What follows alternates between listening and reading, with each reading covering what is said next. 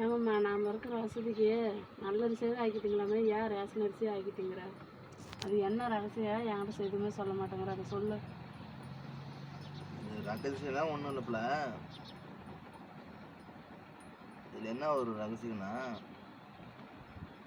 அப்போ எங்கள் அப்பா ரேஷன் கடைக்கு வேலைக்கு போவார். அவர் லோடு இறக்கும்போது லோடு இறக்கிட்டு மீதி அந்த வண்டியில் இறஞ்சி மிச்சம் மீதி இருக்கிற அரிசி கொண்டாந்து தான் நாங்கள் சோறாக்குவோம். சரியா? எங்கள் அப்பா அண்ணன் தம்பி, எங்கள் அப்பா நாங்கள் கூட பிறந்தீங்க அண்ணன் தம்பி 3 பேர். அந்த 3 பேர்த்துக்கு காடு ஏக்கரா ஒரு 3 ஏக்கரா காடு இருந்துச்சு. காடு ஆளுக்கு ஒரு ஏக்கரா கொடுத்துட்டாங்க. எங்கள் அப்பனுக்கு அவங்களுக்கெல்லாம் ரோட்டு மேலே கொடுத்துட்டாங்க. எங்கள் அப்பனுக்கு காட்டுக்குள்ளே ரொம்ப காட்டுக்குள்ளே கொடுத்துட்டாங்க. அவங்களுக்கு அப்பயே ஆளுக்கு 2 லட்சம் 3 லட்சத்துக்கு காடு கொடுத்துருச்சு. எங்களுக்கு ஒரு 60,000 70,000த்துக்கு மேலே எங்கள் காடு யாரும் கேட்கல. சரின்ட்டு அந்த ஒரு சூழ்நிலையில் எங்கள் அக்கா ஒன்று நான் ஒன்று. அந்த ஒரு சூழ்நிலை என்னாச்சுன்னா, எங்கள் அப்பாவுக்கு ஒரு சின்ன ஆக்சிடெண்ட் ஆச்சு. கால் பெருவரில் போயிடுச்சு. பெருவரில் போச்சா, சரின்ட்டு அந்த காடு 60-70 நேரத்துக்கு விற்றாலும் அக்கா கல்யாணத்தை பார்க்குறதா, இல்லை அவங்க அப்பா அம்மா செலவு பார்க்குறதா, இல்லை என்னோட இது பார்க்குறதாங்கிற மாதிரி ஆகிடுச்சு. சரின்ட்டு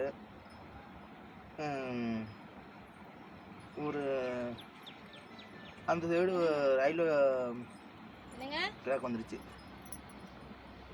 ரயில்வே ஜங்ஷன் வரும்போது ஒரு ஏக்கரா அந்த காட்டுலேயும் 1 ஏக்கரா எடுத்துக்கிட்டாங்க கவர்மெண்ட்டில். மீதி 3 ஏக்கரா இருந்துச்சு. அது என்ன போச்சுன்னா, ரொம்ப நாள் கழிச்சு கோடிக்கணக்கில் விற்றுத்தான். அந்த 3 ஏக்கரா காடு எங்களுக்கு 1 கோடி ரூபா விற்றுருச்சு. 1 கோடி ரூபா விற்றுட்டு அந்த காசு வச்சு அக்காவுக்கு 30 லட்ச ரூபா கொடுத்து கல்யாணம் பண்ணி வச்சுட்டோம். மீதி 10 லட்ச ரூபா அம்மா பேரில், 10 லட்ச ரூபா அப்பா பேரில் போட்டாச்சு. 50 லட்ச ரூபா நான் வச்சுக்கிட்டேன். எனக்கு கொடுத்துட்டாரு, அப்பா கொடுத்துட்டாரு. மீதி அந்த 50 லட்ச ரூபா வச்சு நான் கல்யாணம் பண்ணிக்கிட்டேன். கல்யாணம் பண்ணி இன்னைக்கு நான் நல்லபடியாக இருக்கிறேன்.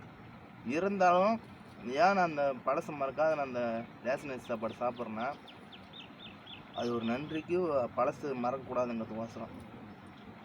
இன்றைக்கி வசதி இருக்குதுங்கோசரம் நான் நல்ல அரிசி ஆகி சாப்பிட்லாம். அது நான் பழசு மறக்கக்கூடாது, அந்த ஒரு எண்ணத்துக்கோசரம்.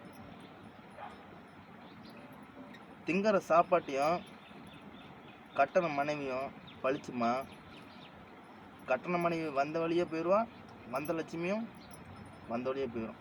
அதனால் கட்டண மனைவியும் சாப்பிட்ற அன்னத்தையும் நான் எப்பயுமே பழிக்க மாட்டேன்.